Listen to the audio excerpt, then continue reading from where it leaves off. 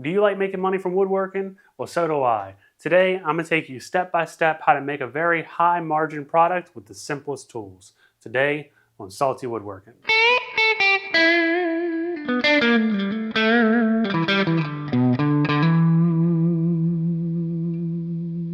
I'm sure you've probably seen them before on the internet, on YouTube, on Facebook, something like that, about the tote organizers that people are making for their garages. Well, I'm just here to tell you they're super easy to make, low cost, and you can sell them for a very good price. I will have a link in the description on a completely free set of plans on how I make this 15 tote organizer that you can follow through step by step how to make along with the video. And just to give you a little bit of an idea before I go ahead and start making this thing and showing you how to make it, I see people on Facebook selling these anywhere from $20 to $30 per slot. So just for instance, the one I'm showing you guys how to make today, if you sold it for $20 a slot without any extras at all, you can easily bring in $300 for this, and it's about $100 in wood. Now you can also do add-ons. I see people where you can add on casters. You can do those for $10 to $20 a piece, depending on how expensive you can get them for. People adding plywood tops to smaller ones. Now the one I'm making is going to be almost 7 foot tall, so you wouldn't put a plywood top on it because you're not going to use this for a workbench. But it's just ideas that you can make on the different sizes you can make with these things. There's tons of options. We're going to get into that a little bit more, but let's start this build process. So let's get started. Like I said, you can make this with simple tools. All you need is a drill or an impact. You're going to see me use both of these for this project because I have one set up with a countersink bit, one set up with the attachment for your screws. You'll need a box of screws, a square, a tape measure, and a pencil, and then either a handsaw, which of course this isn't the one you would use. You would use like a normal big handsaw, or a miter saw, which I'm going to use in today's project. And that's the only tools you need, and just a little bit of patience, and we can easily build this thing in an hour or two. And as far as materials, you're going to need 22 2x4s that are 8 feet long. It really doesn't matter which ones you can get. You can get pine, Douglas fir, whatever you can get your hands on at your local big box store. And then 15 27-gallon totes. I'm going to go ahead and open the garage door and start bringing in all these 2x4s.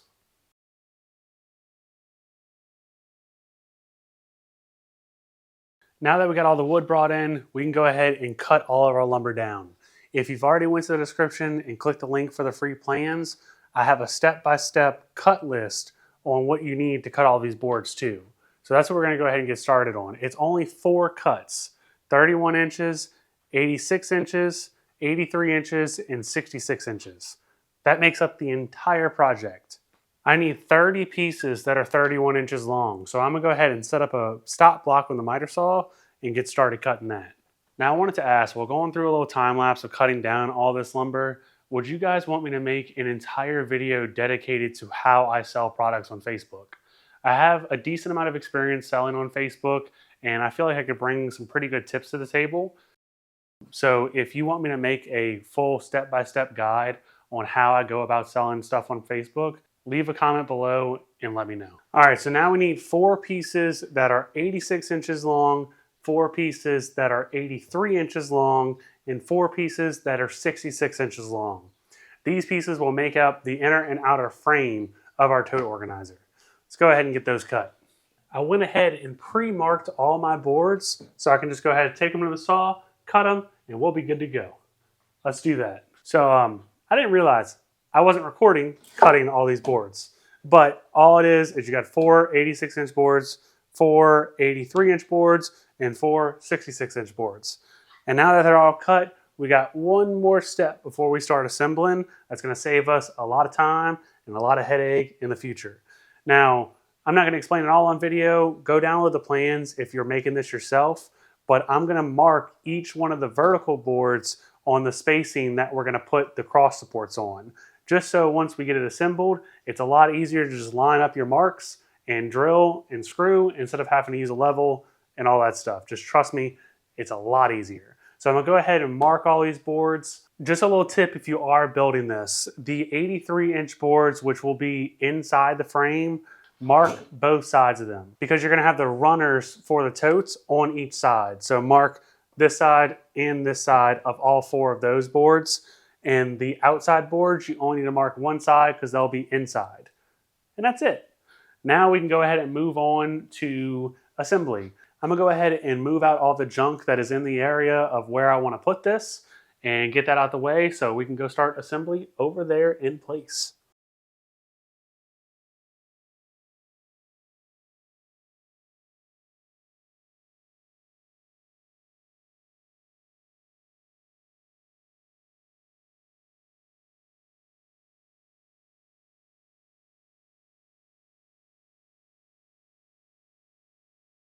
Now that I got the frame laid out, you can kind of see how this is gonna go.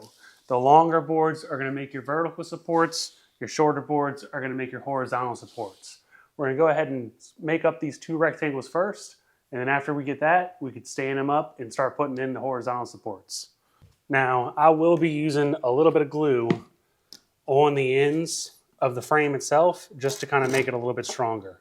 By the way, if you don't have one of these glue bots, pick one up. I'll put a link in the description.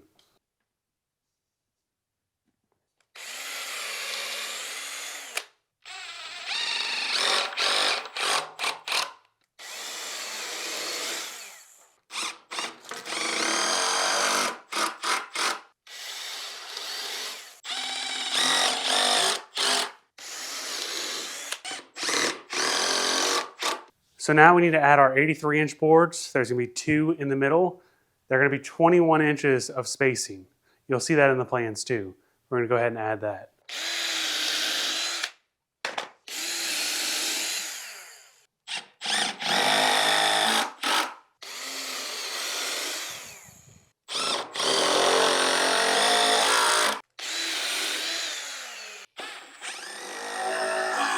All right, so now you can kind of get an idea of how this is gonna work.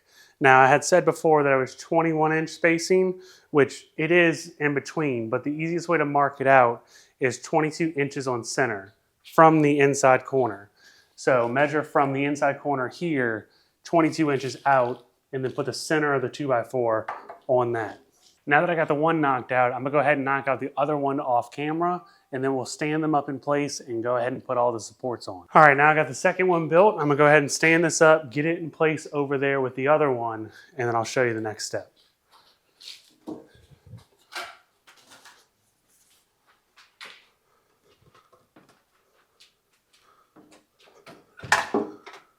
So this part would be a lot easier with the helping hand, but you could definitely do it by yourself. It just takes a little bit of finagling. I went ahead and started screws on each end. And what we're gonna do is those marks that we marked earlier, we're gonna put the top of the runner to the bottom of the mark. And we'll do that, match it up with the front, with the back, and I'm gonna do 4 corners first, so it's the most stable, and then we'll move on to doing the rest.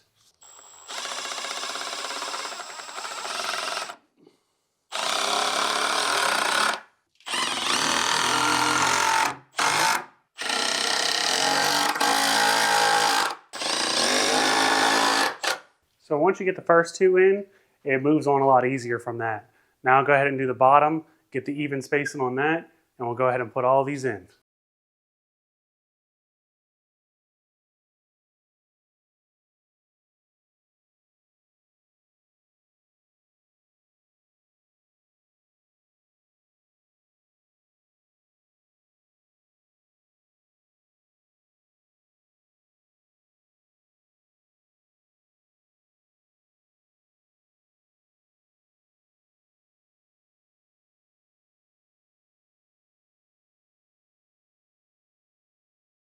Just like that, it is completely put together. Now, if you follow the plans, I have added 45-degree braces that you will put in the back on each corner to stop it from racking like this.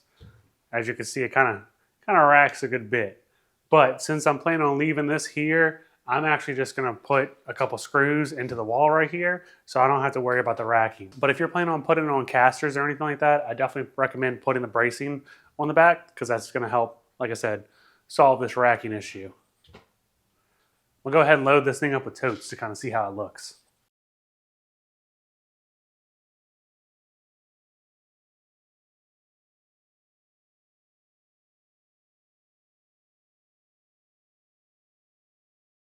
I think that looks pretty sweet. Yeah, that looks awesome. That's so much storage. So like I said before, this is a very easy project to sell. You can easily get $300 to $400 for one of these. If you want a more behind the scenes look of how I sell stuff on Facebook, drop a comment below. Let me know if you guys want to see that. I'll make a dedicated video just about selling on Facebook to kind of help you guys out. Well, that's going to be it for this one. Thank you guys for watching. If you haven't already, leave a like, drop a comment, and subscribe to the channel. It helps out more than you think. Remember, I got free plans down in the description below, so you can try to make one of these yourself or sell them yourself. Whichever one is what you want to do, it's completely free and up to you. Well, that's going to be it, you guys. Hope y'all enjoyed it. As always, get in your shop, build something, and stay salty.